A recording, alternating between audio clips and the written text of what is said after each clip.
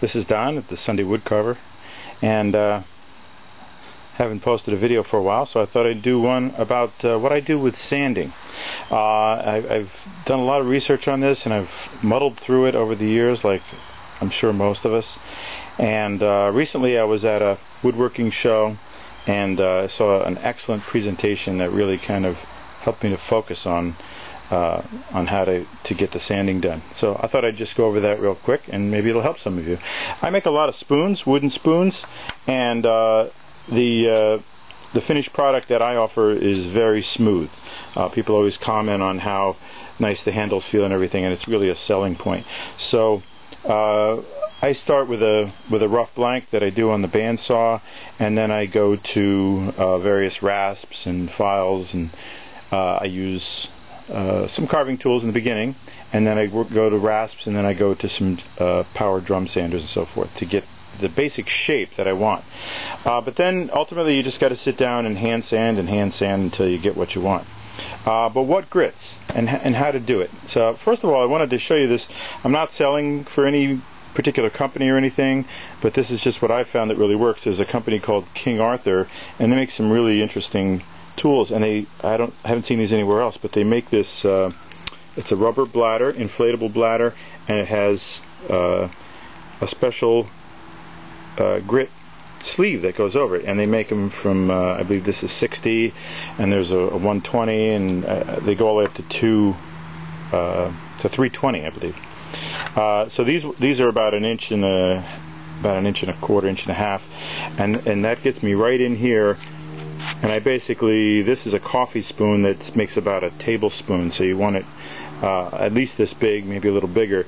And I pretty much just use this sander on a Fordham handle, and that gets me where I want to go. And then they also make, you can use any number of drum sanders that you can get, but this one is also the same company, and they make an inflatable one, which is great because when you're doing the curves, you kind of want it to flow around. You don't want flat spots. I have a reciprocating tabletop drum sander, but it's a hard cylinder. So what happens is you get basically a faceted effect. You got a lot of little flat spots on there, and this tends to conform a little bit better. You can let some of the air out to get it nice and soft.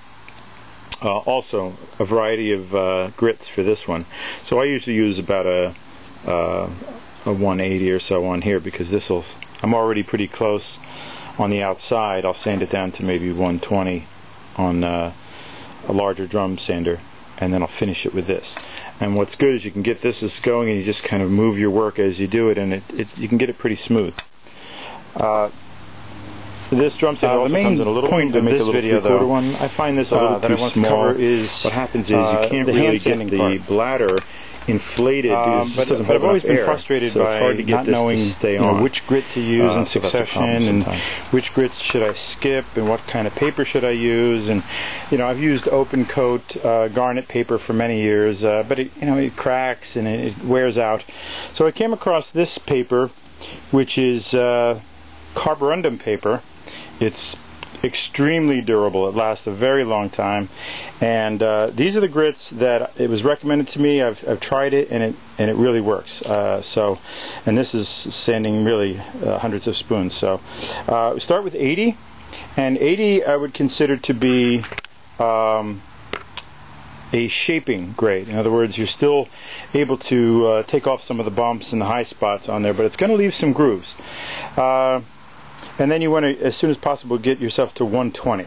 So 120 is really what I consider to be the first grit of smoothing. So that you want to make sure that you take out all the scratches that the 80 grit goes. If you go past 120 and you haven't gotten the 80 grit scratches out, then it's not going to take it out when you get to 180 and 220. It's going to be frustrating. So then the next thing I do is I go to 180, and 180 gets it pretty smooth, and you'd almost be willing to quit there, but you don't want to, because there's still some scratches. And what you don't want to have happen is after you put the finish on, or the oil, or whatever you're doing, and then see scratches in, you have to go back and start all over. And then the last hand sanding that I do is 220.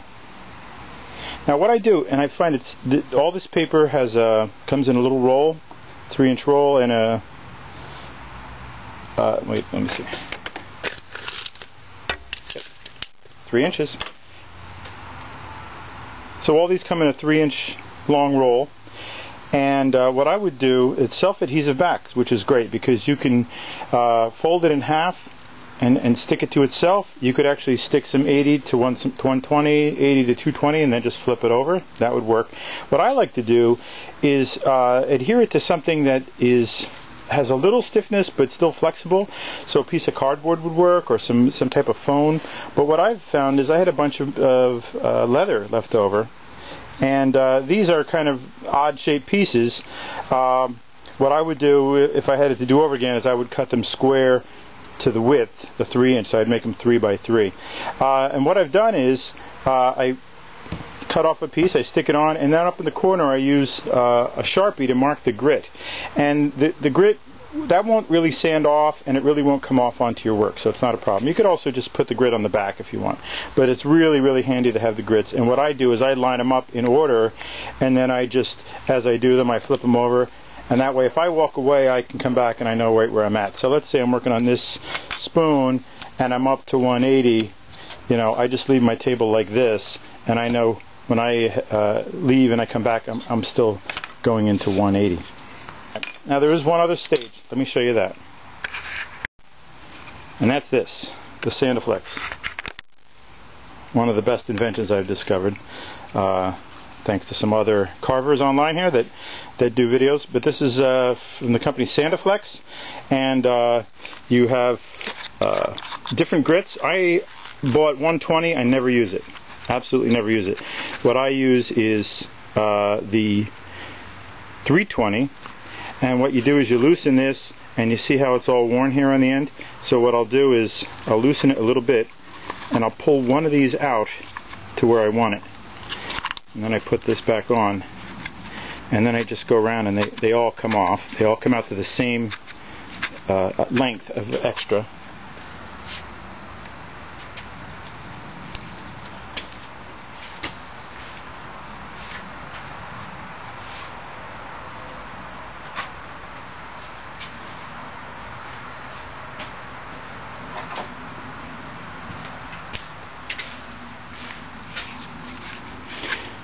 And then what I do is, there's about an inch on there, so I'll just cut off an inch.